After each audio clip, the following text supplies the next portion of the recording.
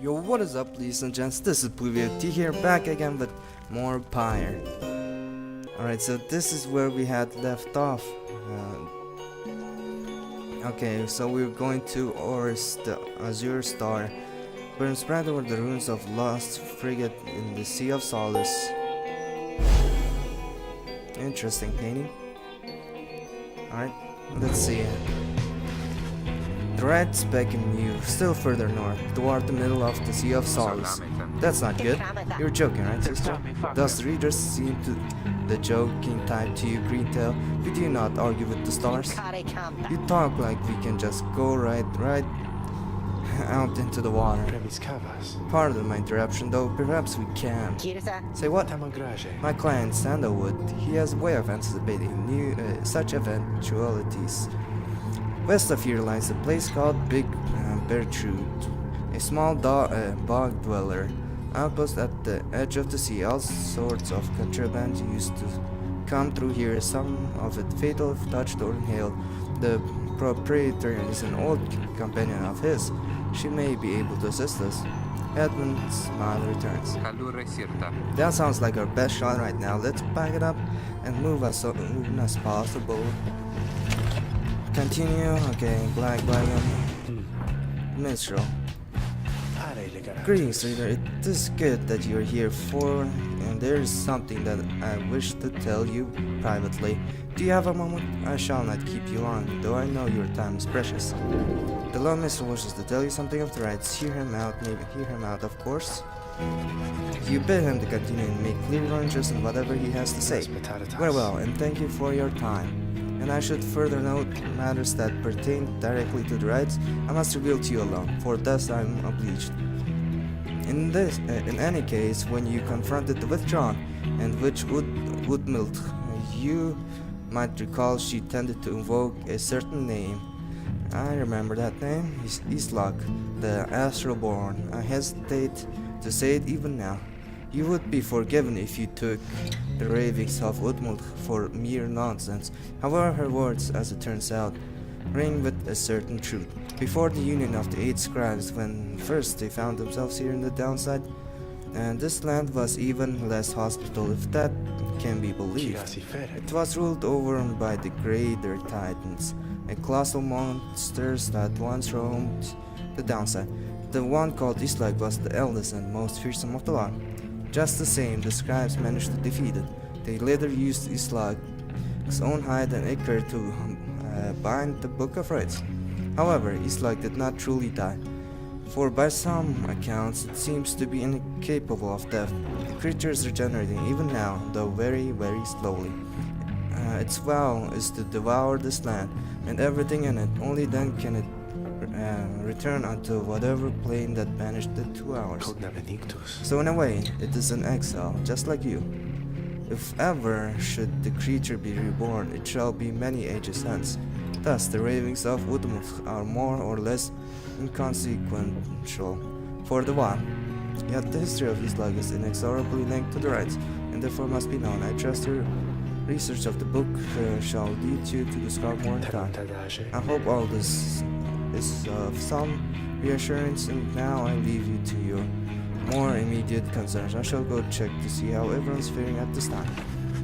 He heads out in the evening, bidding you a good rest of the evening.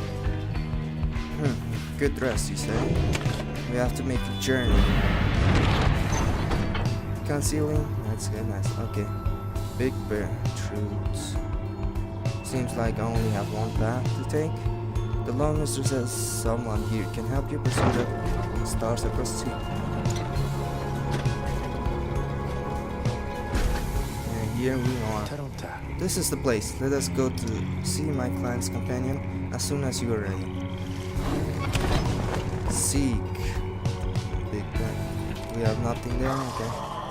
Big Bertrude is a sickly gathering of bog dwellers who stay within shadows. Yet you can feel their eyes surveying everything. The lone minstrel steps forward. Sandalwood Santos. He's the lone minstrel client, Edwin's informant, the leader of the necklace. Those words are enough to make the bog dweller snap to attention. They emerge from the mud and dark and begin inspecting your black wagon and their strange tools. One of the bog dwellers slithers forward. She's larger than the rest and leaves no doubt that she commands the others. Udamut. Though speaks the name Sandalwood, we would know his whereabouts, reveal them to us. Good day to you, Big Bear Truth. For sorcerer's work. It is a pleasure to meet you at last, for Sandalwood always spoke highly of you and your handiwork. He did he? In turn we know who thou must be. Yet thou speaks of the past, Sandalwood. Doth he yet live?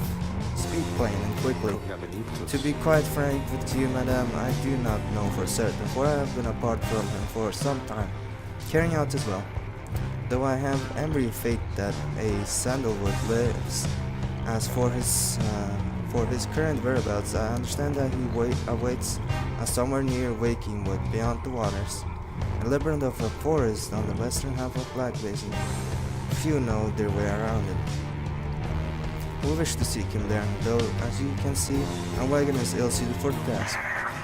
The one called Betrud frowns at this, studying the lone minstrel all the while. Indeed, then leave us, return at dawn. That is all. By your grace, Big Betrud. The lone minstrel turns away, but Hedwig stops him. Hold on, are you sure about this? Leaving the wagon in their care? All should be in accordance with my client's plan. You keep calling Sandalwood your client. He must reward you well. Aye, in a manner of speaking, he helped me find a sense of purpose I thought lost. Edwin nods at this, then turns to you. Well, my friend, I guess we'll see what happens, right? I'll have to let the others know. You find yourself the time for your vocations, while the bog dwellers go about their business. Ways in which you can make yourself useful. Alright, let's see. Forage for resources, search the treasure of a wagon, find your weapon, stash of goods. Study and hone your skills as a reader to grant small global boosts to your fellow exiles during the ranks. Teach your fellow exiles of the old ways to raise the individual rank. Let's study. You find relatively quiet clearing to study the Book of Rites with undivided attention. Through greater understanding comes the reader's influence. Contribute goodness to focus on which aspect of Book of Rites. Its innate mystic power. Master all the aspects of the book to unlock this. Its teachings and their wisdom. Reducing values as banishment, its authors and their prowess. Each point of the quickness makes you relatively slight faster than doing the rest. Presence. Each point of presence slightly increases the size of your fellow exiles aura during the ranks. I would say let's have quickness.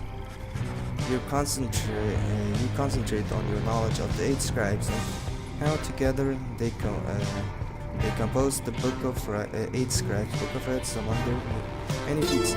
Inspiration comes to you in a flash, whether from the book or from within, you cannot tell. You gain the reader's influence, celerity.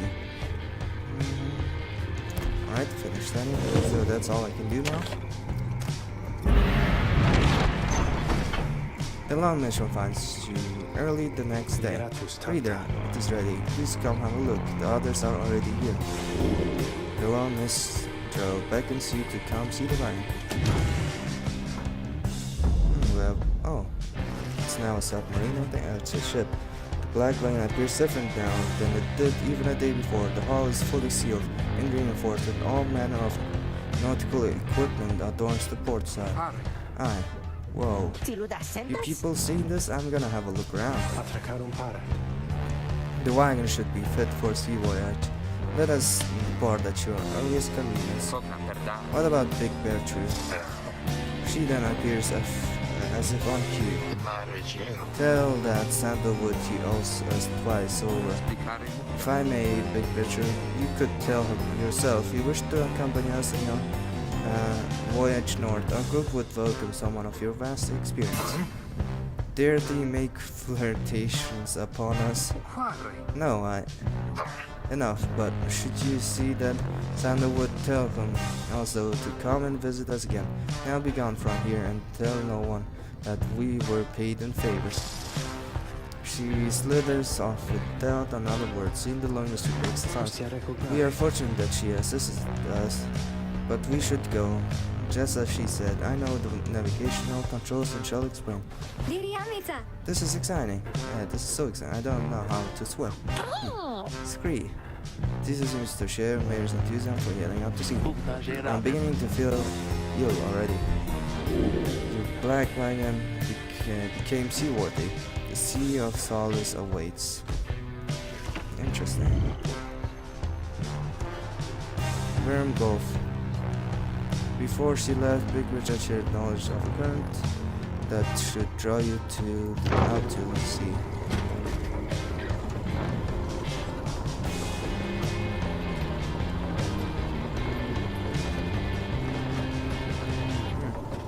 And jump we go.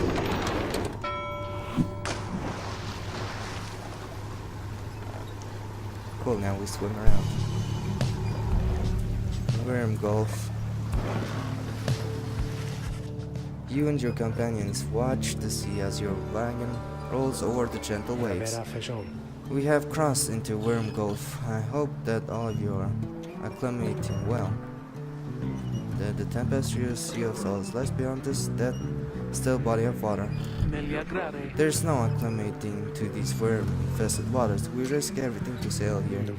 As long as we follow the cold current pictured indicated, we shall be safe. And the next ride is in the if the next ride is in the middle of the sea, how will our adversaries meet us there? They shall find their way, as we find ours. It is all part of the scribe's design. Now, reader, please confirm the next point on our sea journey. We seek the hulk of oars.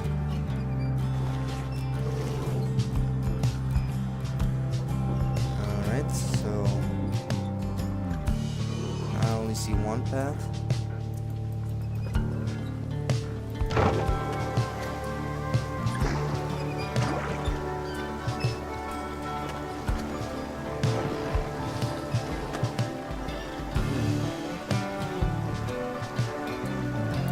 So we just have to go all the way back here. Okay. The wagon continues rolling gently across the waves, which seems to you a welcome change of pace after having come from flagging hands not very long ago. However, Jodariel seems more concerned now than before and paces ceaselessly. When she notices Rookie, she stops him for some questioning. Greentail, how's he doing? Who, Hedwin? Oh, he's pretty much the same. Been up all night, retching into the waters if I had to guess. His first time out at sea? His first. He turns to you. Reader, please check on Hedwin when you have the opportunity. He requires our support, and we require his swift recovery. We wish them a good afternoon as you go check up on the others in the group. Later you find Hedwig looking of sorts. Oh, hello, my friend. It's just the sea hasn't been good for me, I guess.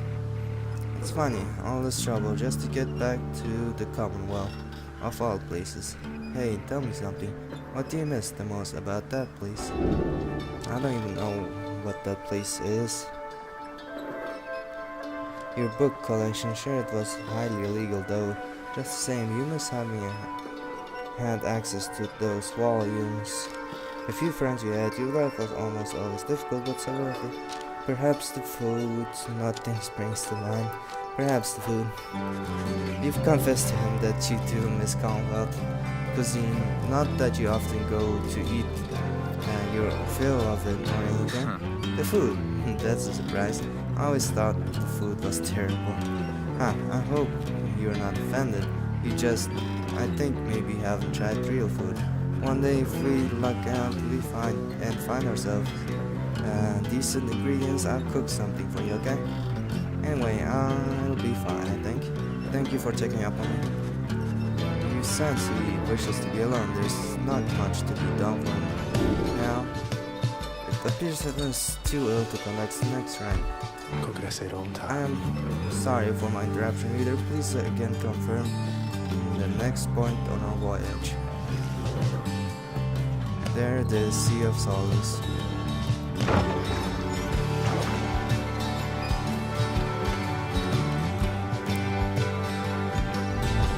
This is a nice place.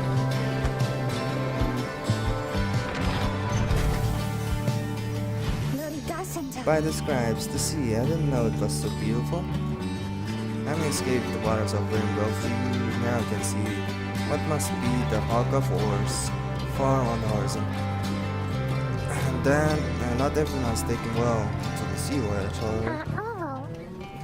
Tizo is wondering if it's feeling better. He requires fire rest, only can do is wish Reader, Madame, from this point our voyage must diverge from Bertrude's instructions. Please consult with your companions about which course to take. Alright, now we get to have a choice. Fathomless Strange. Caesar wants to fish for something tasty here.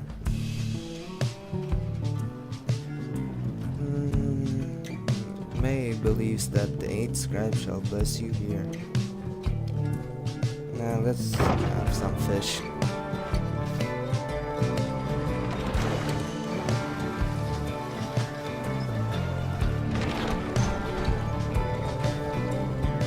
I want to make Tizo happy. The sea is peaceful for the most part, save for occasional strange shimmers beneath the surface. You realize the lone minstrels looking down at them along with those shapes down there. Some must be wyrms of the sea dominion, cast into exile.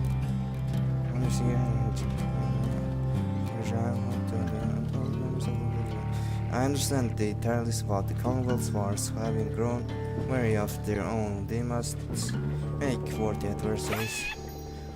Scree, huh? Caesar appears to have spotted something tasty. Caesar dives without warning into the depths below. And there he goes again. That one enjoys being at sea despite its perils. Eventually, the little resurfaces, clutching something in his paws. Fraud sea flounder. You could always sell it. Okay, something to sell.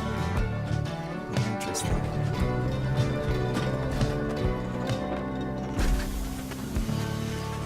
At last you arrive at the hulk of oars. After journeying across the sea, it seems the next ride is to come out here soon, though there is no sign of your next adversaries yet. Alright, stock market.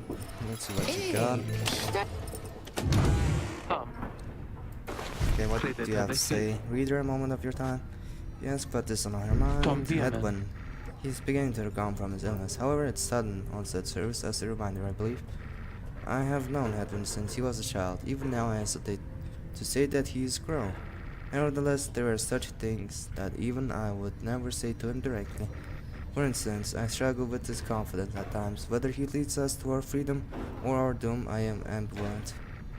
Speak not a word of this to him, of course. In case that is unclear, I shall tell him in my own way if and when the time requires. In any case, when times remind me of this mortal weakness, says I end up having to consider what should happen should we become separated permanently. She trails off a while. What I mean to say is, you should know that I am fully pledged now to this quest of yours, whether Edwin is the one to lead us to its end or not. I have my reasons, one of them is him. I expect the same holds true for you. That is all I wish to say. Take care, reader. She nods and brushes past you toward the door. Okay. She is gone. Cooking tins. Oh, that's what we got. This Fulgion has led a rich life. Nautical bell. Among the black wagon seafaring equipment, Edwin used it to signal when food is ready. We just keep right on ringing that bell, sister. Keep at it. Ricky seems to be taking issue with your frivolous use of the nautical bell. After all, there is no sign of nautical emergency, nor a prepared meal. Oh, I know it's not meal time. It's fine. I'm starting to really enjoy the constant ringing sound, though now that it doesn't mean anything to me or anyone anymore. Besides, ringing that bell, it's probably some pretty good exercise, right? And it's good training for my ears too, you know. We Kurds have ultra-sensitive hearing, don't you? Well, not anymore, I don't. Anyways, thanks, I mean then. He storms off. Ricky shall never forgive you for abusing the nautical bell, then so be it. Ricky appears laughing heartily. He was only joking. Probably. What if I do it again? Okay, stop it, sister. I'm not kidding. It's bugging me, please. Should I? Should I not? Should I? Well, third time's the charm. Nope. Nothing seems to be happening. Book of Rights. If you guys want to read more of the story, here it is. Now, time to close it. And now let's commence. Having landed on at the Hulk of Horus, you and your fellow exiles now anticipate the hour that the rites are to commence again. What do you think, Tizo? Don't I look just like Mr. Headman? Coo-hoo. Tizo's worried that Headman's still feeling unwell. Wait, I think... What's the... A serpentine creature emerges from the water, followed by several other of its kind. You recognize it as a wyrm of the sea dominion. What they all are doing here, you see plain by their ritual raiments. The nearest one somehow loosens its mask. Good sirs and good ladies. Wyrm, so it is you that heed the summons to glorious competition against this knight and his brigade. Well then, let us do battle now without delay. More than our freedom is at stake here, but our very honor. And this knight fully intends to reclaim his. Oh, and lest this knight forget, he's called Sir Gilman.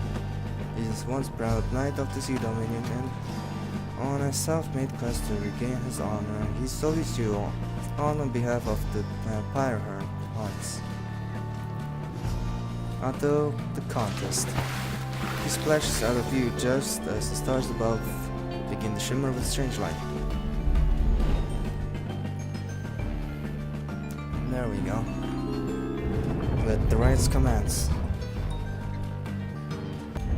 Relentless, aren't we, reader?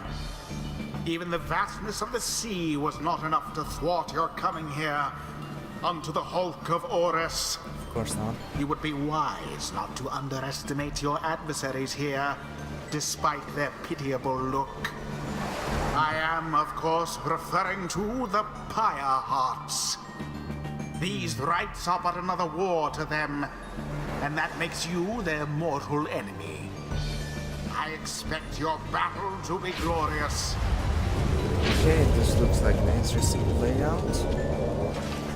Your fellow exiles are gathered on the rotting deck of the Hulk of Horus as your adversaries clamber into you. Ricky paws up to them. Say, what are you worms even doing here? Can't you just swim back to the Commonwealth or the Sea Dominion or wherever it is you're from?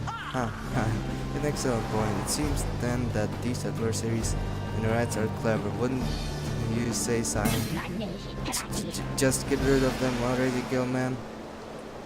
Yeah, as your commanding officer, this knight hereby commands it.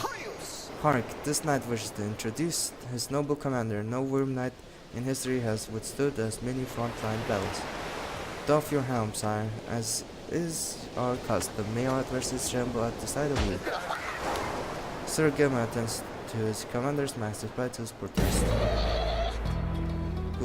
Wait, give this knight this mask. This knight hereby presents to you the great Sir Deluge, a noble visitor. Is not. He's a petty wyrm knight of the Sea Dominion who somehow survived countless battles. Sir Deluge shambles and squirms. So yes, you can swim or not. Of course we knights can swim. All knights of the Sea Dominion can, but we are exiles this night. The same as you, we can swim. It's true, but this is summarily impossible to swim back up the river down which we were flashed to end up here. Hey, there's but one way to revenge. Silence, given. Nobody cares. But back to your post. And but does as you told. This knight knows who you are, Nightwings, and he is not afraid of you. He somehow climbs back into his mask and he pulls up to his full speed. Now, and guarded.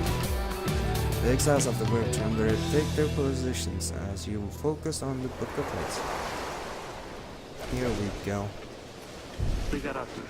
Reader, Headman's illness means he cannot help us here. He shall be counting on us. Who shall conduct this rite? To Daniel. Ruki. And yep. Nay. Shiru-sama? The choice is cast. Oh wow, I've heard so many tales of the Wyrm Knights. I thought they would be more impressive though. Galeman's status report. What is the enemy's position? They now stand ready to confront us. A very brave triumvirate they seem to this night's eye. But brave, air-sucking monsters, one and all, Pyre hearts, be ready. Is that their auras? Okay, nope. Now begin. Okay. That cur of yours is banished.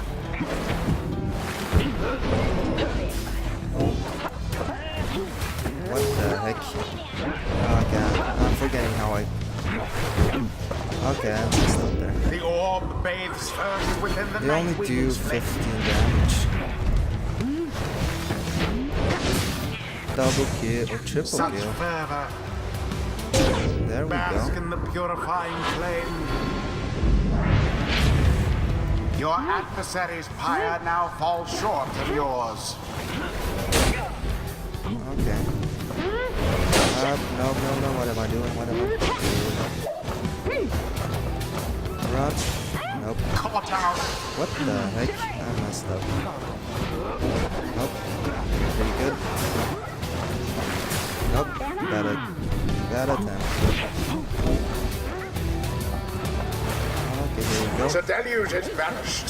And there we freaking go. Remember everything that you hold dear. Rookie.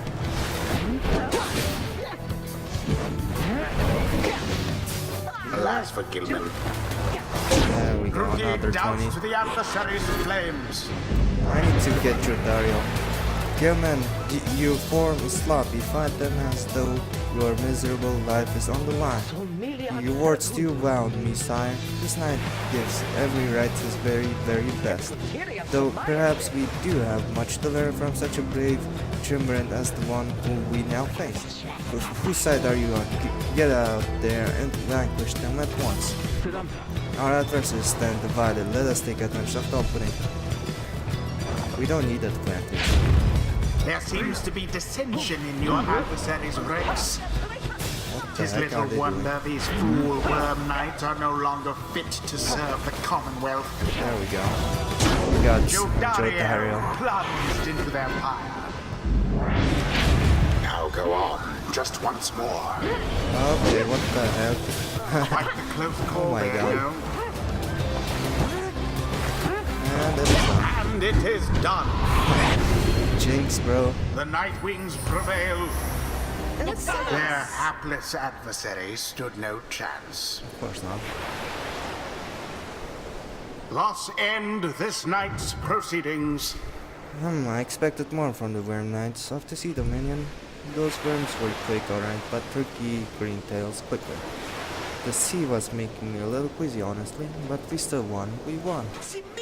This night commands you, noble Nightwings. Glorious fight indeed, and this knight shall wistfully remember this defeat until the end of his days. Silence, Gilman. This is all your fault, and now cavorting with our enemies. How dare you? This knight was but attempting an honorary compliment, sire. It is not in accordance with the rights to praise one's adversary on a worthy outcome. Worthy? This knight will show you worthy, you miserable little minnow. You are a failure, Gilman. get now from this knight's side. What stirs now in the hearts of all these exiles? Okay. Level 2? Oh, hell yeah. Something's awakened in the moon-touched girl. Scribes, they whisper to me. They do, from time to time. Choose me. The brief charge up time before mage jumps or sprints is virtually eliminated. This is awesome. Okay, what's this? The brief charge up time before making cast or is greatly reduced. Nah, I'd rather like for the what's called. I would like for the aura to get charged. A devious trick from the rope collar. Okay, so that's all. Until the next round. After vanquishing the pirates with great prowess, you at last return to the wagon with your companions. There's little discussion of the pirates, who seem to have already swam up toward wherever next the stars directed them. Instead, your fellow exile's attention turns toward your companion, who was absent from the right. How's that one? The low minstrel makes a sound, but no words form yet. Something's troubling him. I urged him to remain bedridden, and he simply would not listen. I'm very sorry, but wait, what? Everyone stares at the low minstrel in stunned silence. And breathes a heavy sigh, but then, hey, what's with the long faces, everyone? Minstrel, I should bring that neck of yours. What's it? As I was attempting to explain, headphone is already up and about. Despite my having strongly recommended further rest. Those that are unaccustomed to the sea voyage and take ill, they are very likely to experience further symptoms if they do not remain bedridden, or at least sedentary. Edwin is running considerable risk of having to spend another night in the great discomfort. What are you, a doctor? Nay, although I traveled once with one extensively. Look, I appreciate your caution and concern, Tariq, but his name's Tariq. But I'm pretty well accustomed to discomfort here, and I had to see how things turned out tonight. I haven't had to stay out of a ride like that before, so you're back among the living then, Hedman. I was just seasick. Nevertheless, your full recovery requires rest. I think we all could use some rest after tonight. Anyway, thank you, everyone, for your concern. I'm sorry that I worried you or caused you further burden. He turns to you. My friend, what do you say we figure out where to go next? I'm beginning to miss being on a solid ground. You can follow him outside where the night sky waits. Hey, I wanted to thank you for conducting the ride back there without me being there. I could rest easy knowing you and others would get through it. Anyway, I'll leave you to your reading. Can't begin to imagine where we'll be off to next. We're well past anywhere in the downside I've ever been. Even Jody has gone this far. He bids you a good evening as you turn your attention back to the sky. Stars shining down upon you. Alright, so this is where I have to end. This is where the tale comes to a stop for until the next episode. So leave a like if you did. Subscribe to become part of the team today. Together we'll make out the PluvioBros. Peace.